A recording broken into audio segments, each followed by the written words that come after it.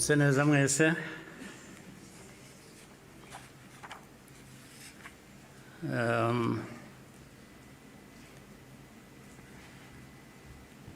ngira ngo mpere ku ngingo yo kuvuga ubuhamya Minisitiri Bizimana yatugejejeho. Hari ubundi buhamya burebure burimo amateka akomeye Theoneste nawe amaze kutugezaho. Ibyo twumvise byose bifite aho bishingiye. Ni ukuri abafite uko babihakana cyangwa babihakanya ngira ngo bafite akazi gakomeye kugira ngo uhindure amateka nk'ayo y'abantu nk'abandi uyagire uko ushaka, yaba mu gihugu hano byaba hanze, cyane cyane bakunze guhindura aya mateka yacu ku mpamvu zitandukanye.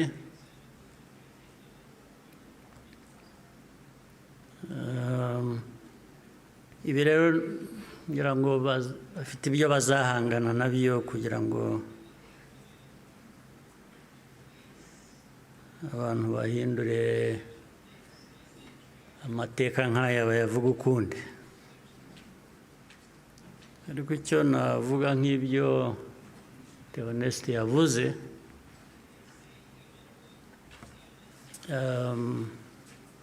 ibihe byo birahinduka, ibihe byarahindutse.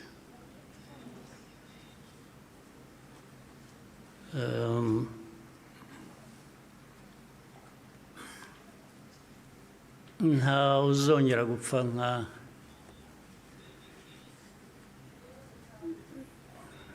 nk'uko Theoneste yabivugaga n'abapfuye, cyangwa nawe uko yapfuye. Buriya yarapfuye, kuba ariho ni nko kuzuka, ariko nta wakongera gupfa kuriya. Impamvu kandi mu zindi nyinshi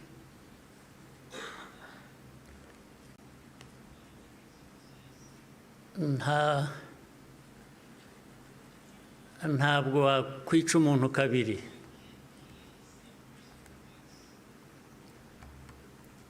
Ubigerageje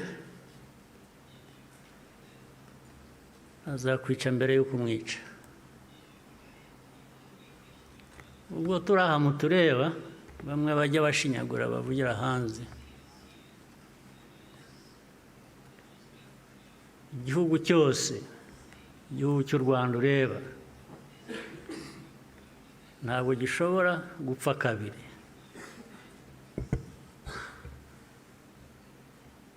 Mbere y'uko wakwica u Rwanda uzakwica. Ntabwo wakwica abantu kabiri, ntibibaho. Tureba aha ntabwo twapfa kabiri. Ari twe bakuru, ari abana bacu,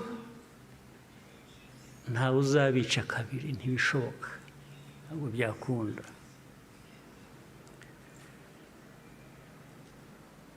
Tuzabaho nk'uko abantu bakwiriye kuba babaho, nk'uko abandi abo ari bo bose babaho, byanze bikunze. Ntawe twabisaba kubaho, ntawe.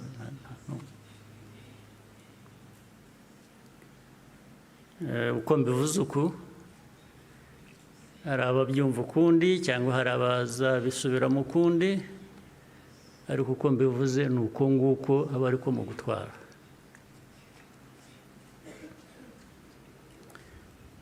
Ndabasaba rero ngo nkomeze ijambo ryanjye mu rurimi abashyitsi bamwe hano bumva batagombye kubasemurira, cyangwa se benshi cyane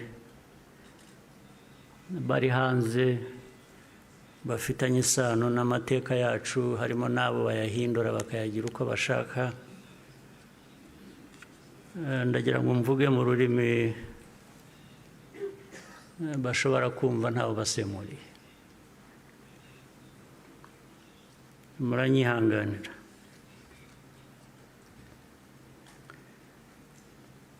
Today, we gather again in remembrance to everyone present and watching online. Thank you for joining us on this important day.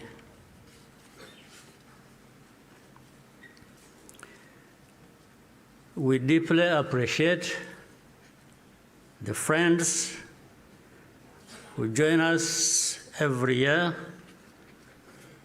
in person or in spirit without fail. I thank this survivor who has just spoken. These testimonies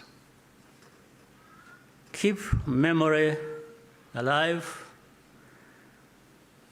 for all of us and for those who will follow us. Kwibuka carries profound meaning for our nation.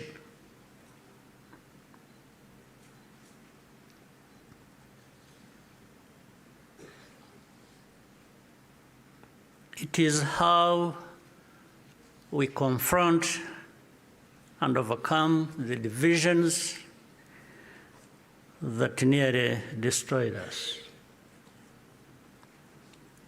This day empowers us all. We draw on the strength of survivors who provide the reservoir of humanity that feeds our nation's soul.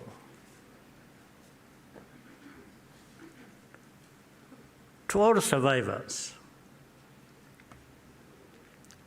know that you are not alone. We stand with you always. Everything we have achieved was only possible because all Rwandans decided to join hands in a common purpose. We honor the role played by every Rwandan in our country's rebirth. The reality of the genocide is clear for all to see. The ringleaders were convicted in international courts with rigorous evidence. The Gacaca process documented the course of the genocide in every single village and neighborhood in Rwanda. Over 50 million handwritten pages were produced during the 10 years of Gacaca. Right here, where we are standing, 250,000 victims of the genocide are laid to rest.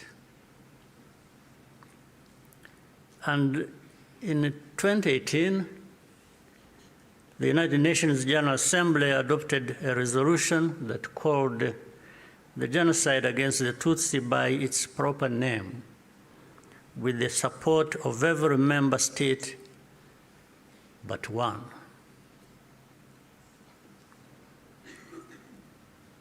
The truth is undeniable, and yet we still find people sowing doubt and twisting the facts up to today. This is not just a matter of ignorance, but something much deeper. It means that the risk of seeing history repeat itself is a constant danger if we allow ourselves and our friends to become indifferent. Genocide denial begins long before the genocide itself is committed. There is a pattern of looking away from the warning signs or taking them lightly. Hate speech turns into hate acts, dismissed as expressions of popular discontent. Behavior that should be immediately condemned is rationalized and minimized. The preparations are masked by narratives of popular grievance and fear. In the process, a moral equivalence is created between the targets of the genocide and the planners of it. All of these elements were present in our own story. There are some who pretend that the genocide against the Tutsi was a spontaneous event. That's not true. It was carefully prepared and carried out in plain sight.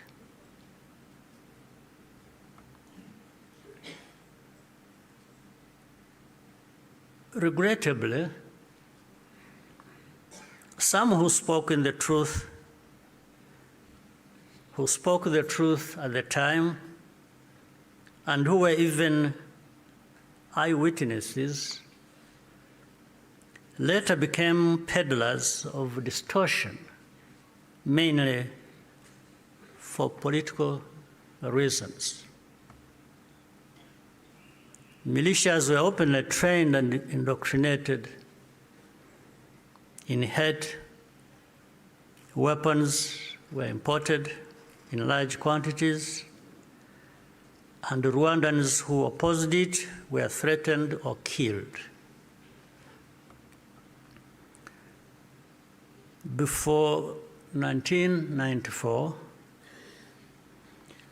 communities were subjected to waves of smaller massacres meant to normalize the killing and also to measure the reaction of the wider world. And with only a few heroic exceptions, the world was unconcerned until it was too late. In the early 1960s, after countless Tutsis were killed or forced into exile, international voices such as Bertrand Russell, to name just one, described it as systematic extermination. The pattern continued in the 1980s and early 1990s.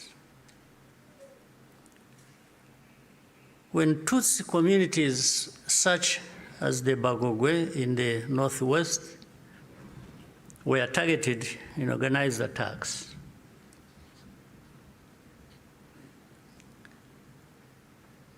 in 1993, a commission led by Jean Crabonnier investigated these atrocities. After documenting mass graves and the involvement of state authorities, they concluded that a genocide was being prepared. In the same year, the UN Special Rapporteur, Bakri Weli Ndiaye, warned that organized propaganda portraying the Tutsis as enemies was spreading openly, helping prepare the population for mass violence. In January 1994, the command of the United Nations mission in Rwanda sent a fax back to headquarters in New York with detailed intelligence that Interahamwe were stockpiling weapons and compiling lists of Tutsis to be killed. He was then ordered to share the information with the very government which was preparing the genocide and to take no further action. And sadly, the reaction today is no different here in our region. And you can see it right before our eyes. When the genocide began, the nature of the crime was immediately obvious. All Tutsi were targeted because of their identity. Nowhere was safe, including churches and schools. That horrific reality only underscores the humanity and the courage of the Rwandans who took risk to provide hiding places for their fellow citizens. The reaction of the international community was to evacuate foreigners and withdraw most peacekeepers.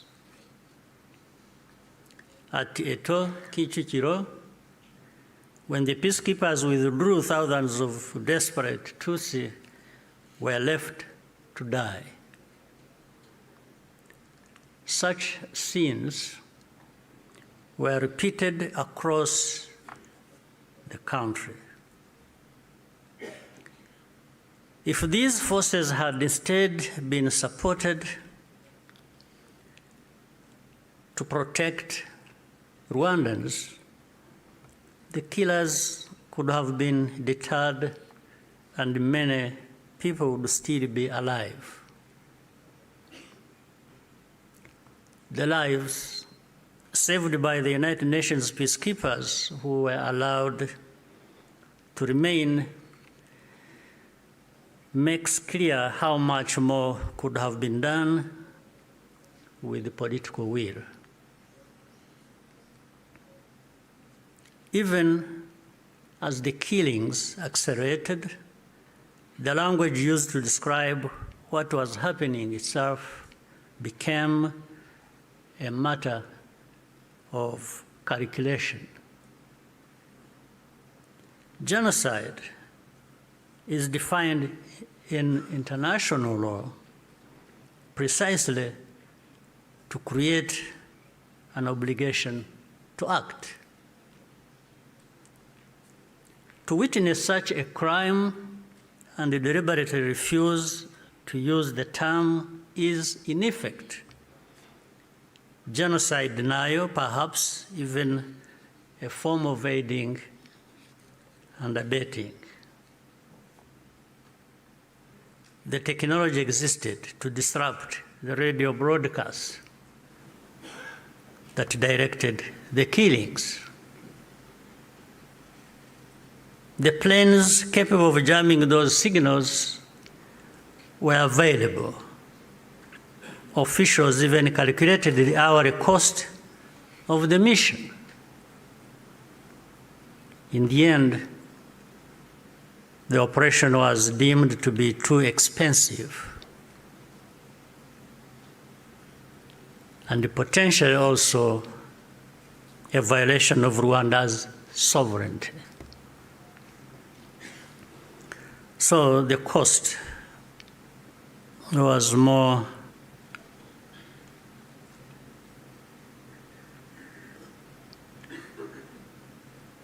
it became too expensive. It was more expensive,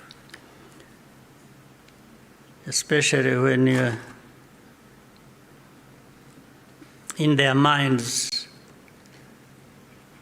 those lives are really worthless. So our lives were worth nothing. That's fine. For Rwandans, the lessons have been brutal.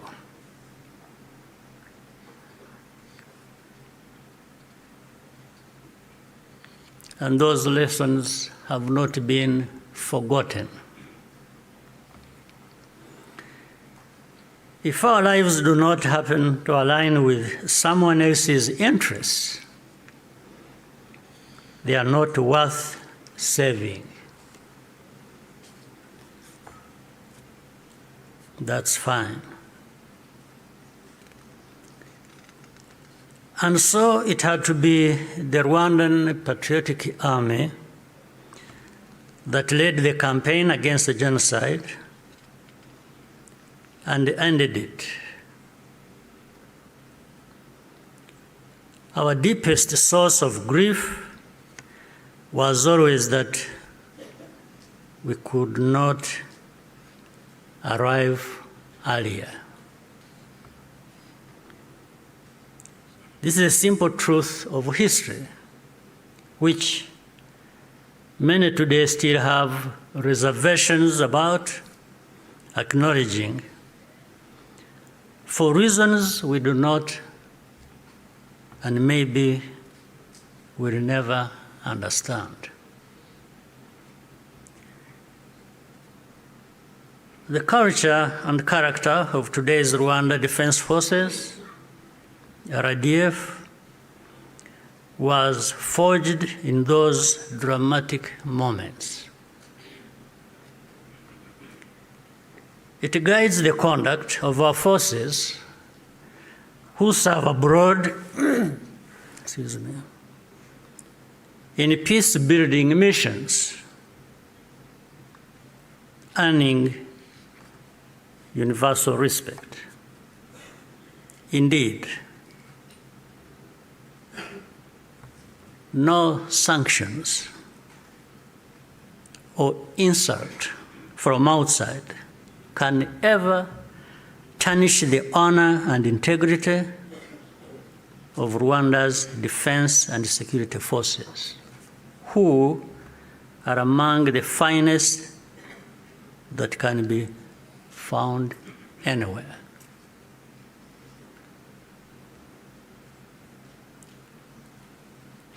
I look forward to raising this matter of sanctions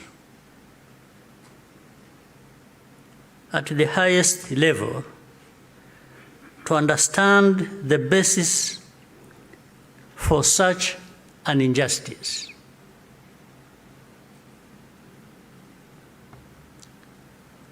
Rwandans understand the cost of tolerating extremism, and our central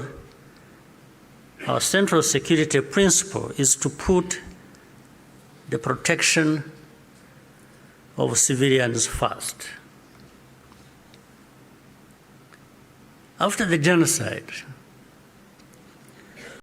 Rwandans chose to rebuild our country together. With that came a promise to never let the politics of genocide take root ever again. I tell you, genocide cannot happen here again. It won't happen.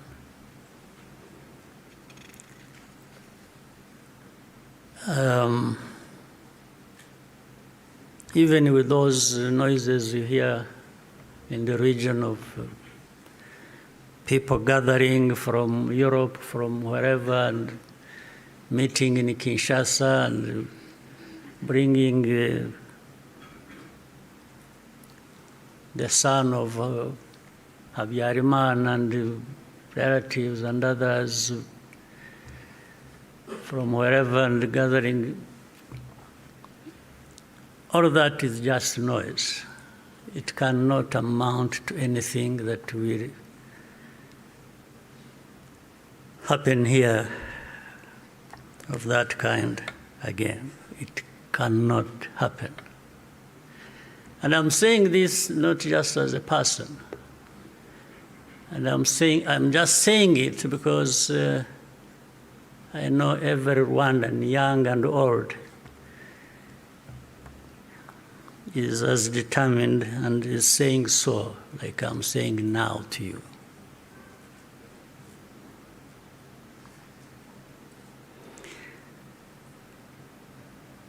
Along the way, Rwandans faced constant criticism and many attempts to twist our history.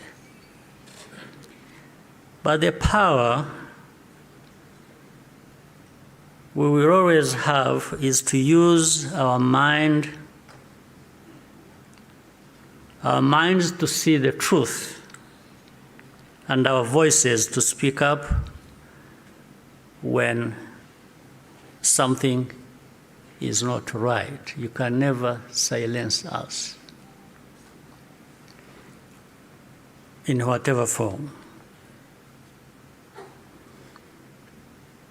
We must be clear about the dangers that remain. When the genocidal government collapsed in July 1994, the soldiers and the militia fled across the border into DRC, forcing millions of civilians along with them. Inside the camps, they organized into what is now known as FDLR and launched a sustained cross-border insurgency against Rwanda, claiming tens of thousands more lives. This was the period known as the Abacengezi insurgency, and the western border was only fully secured by the end of the 1990s through the combined efforts of our army and the brave residents of those areas. And since then, our defensive measures have been aimed at ensuring that such attacks can never again be made across our borders. This is not a problem that should be left to Rwanda alone. Doing so only rewards those behind the threats, while Rwanda is penalized for standing up for itself. Imagine a farmer whose field catches fire. At first, the flames are small. A few neighbors think it does not concern them. Others say the wind will change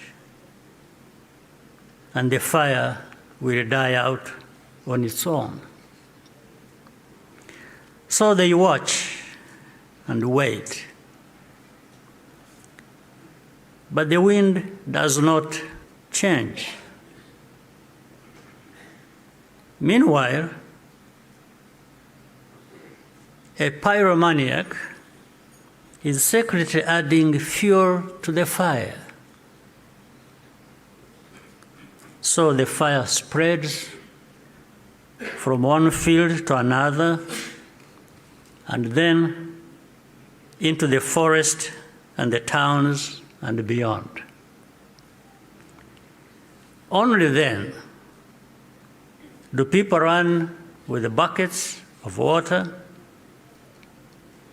and call for the establishment of a fire department. Africans, more than most, should understand that the danger of moral passivity in the face of hatred and violent extremism.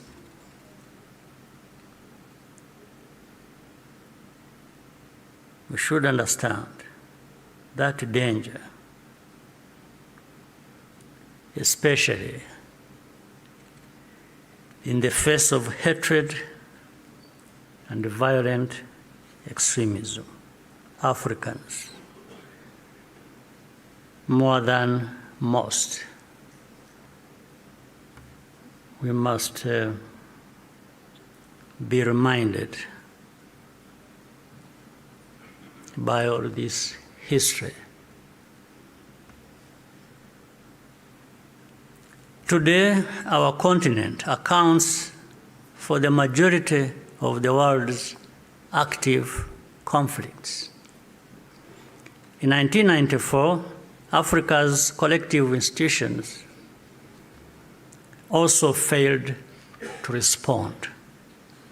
I say this because the call for African sovereignty, legitimate and necessary as it is, must also mean that African institutions act decisively when Africans are at risk. Bad actors must not be allowed to hide behind the principle of sovereignty, to evade responsibility for abuses or deny citizens their rights. We cannot afford to repeat the mistakes of the past. Genocide ideology is still spreading in our region. Left unchecked, it has the power to take us all backwards again. There are those who claim that Rwanda exaggerates,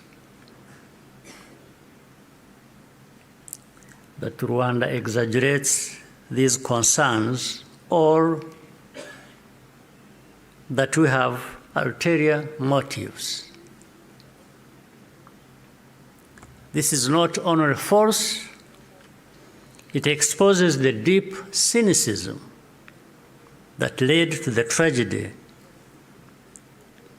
we commemorate today. What sustains Rwanda today is the unity of Rwandans and the convictions that, like all people, we have the right to live in safety and dignity and at peace with all our neighbors. What we ask is for partners to join with us to fight extremism, rather than punishing Rwanda for defending itself. We owe future generations